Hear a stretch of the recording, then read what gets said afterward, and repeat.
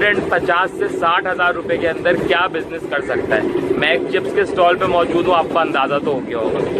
50 से 60 हज़ार रुपए में जब आप कोई बिजनेस स्टार्ट करते हैं, इसके अंदर दो फायदे होते हैं। एक तो पहले आपको एक छोटी सी इनकम मिल जाती है, सेकंड एक बेरोजगार को जो है वो रोजगार मिल जाता है। जिस स्टॉल पे मैं मौजूद हूँ इसमें आपको दिख रहा होगा कि ये बशीर प्राइस सिंस 2000 सन 2000 में मेरे एक दोस्त ने 5,000 रुपए की इन्वेस्टमेंट से जो है वो एक स्टॉल शुरू किया था।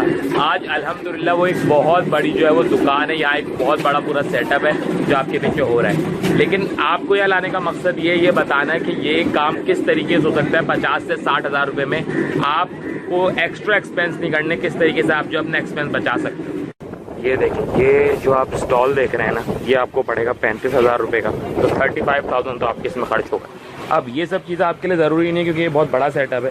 दूसरी चीज़ जो आपके लिए ज़रूरी है वो है ये एक मशीन है, एक इलेक्ट्रिक मशीन जो आपको मिलेगी 5,000 रुपये की, तो सीधे सीधे आपके 40,000 रुपये तो ऐसे खर्च हो गए। सही है, 40,000 रुपये ये आपके खर्च हो गए। अब जो तीसरी इंपॉर्टेंट चीज़ आपके लिए वो है ये है आलू का कटर, जिससे आपको पता है कि जो है वो फ्राइज़ की शेप आती है। तो ये तीन चीज़ें इसके अंदर आपने नोट करनी है, एक ये मशीन और एक ये स्टॉल। अच्छा, बाकी जो आपका 5,000 का खर्चा आएगा वो आएगा आपका इलेक्ट्रिक बोर्ड का खर्चा। अब आप देख सकते हैं ये सबसे मेन चीज़ बिजनेस की होती है मार्केटिंग, जहाँ सबसे ज़्यादा रोशनी है। इसके अंदर 1 2 3 अंदर एक बल्ब लगा हुआ है, ऊपर एक लगा हुआ, सब जगह बड़े बड़े बल्ब लगते हैं। रात में अंधेरा होता है तो ये रोशन मिलता है, तो कोई बंदा अंधेरे में आके नहीं खाएगा, हर बंदा रोशनी में खाएगा। तो ये इलेक्ट्रिक बोर्ड का खर्चा आएगा आपका 5,000 रुपये का।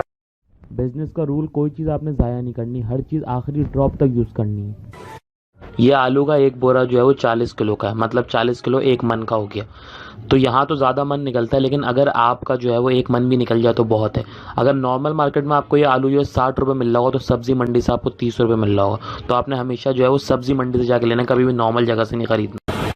अच्छा, बाकी के जो आपके 5,000 खर्च होंगे वो होंगे इन बॉक्सेस पे, इन प्लेट्स पे जो रखे हुए हैं सामने, जो चिप्स को पैक करने के लिए होते हैं, बड़े बड़े बॉक्सेस होते हैं। इसके अलावा टब्स हो गए, जिसमें 3 आपको हॉट पॉट चाहिए, तो 5,000 रुपये का तो ये सारा आपका सामान आ जाएगा।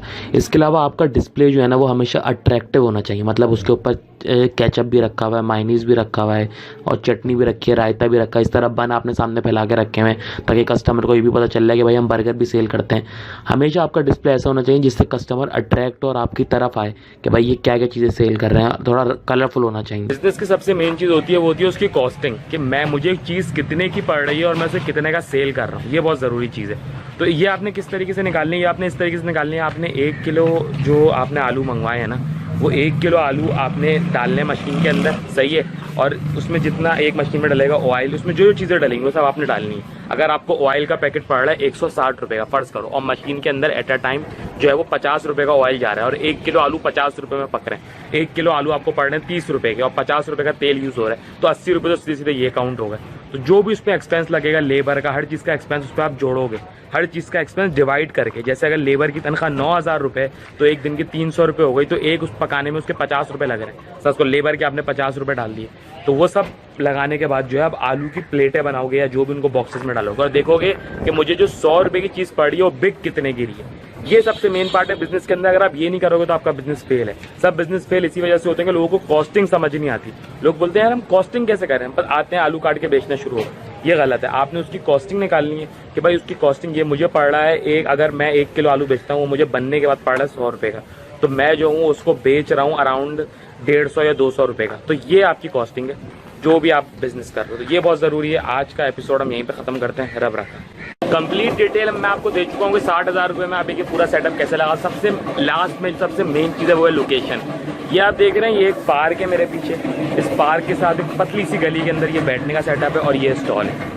लोकेशन इसके अंदर बहुत ज़रूरी है। आपकी लोकेशन ऐसी होनी चाहिए कि आप जो है आराम से कस्टमर, क्योंकि रात में पार्क में फैमिलीज आती हैं, लोग आते हैं, तो आप आराम से जो है कस्टमर यहाँ पे ला सकते हो। कस्टमर का वॉक इन बहुत ज़रूरी है उस जगह पे जहाँ पे आप ये स्टॉल लगा रहे हो। तो आपने दुकान की तरफ नहीं जाना, आपने एक ग्रीन बेल्ट एरिया के अंदर ये स्टॉल लगाना है। आप मेरी और वीडियोज़ भी देख सकते हैं। आप मेरे चैनल को सब्सक्राइब कर लें और बेल आइकन को प्रेस कर लें।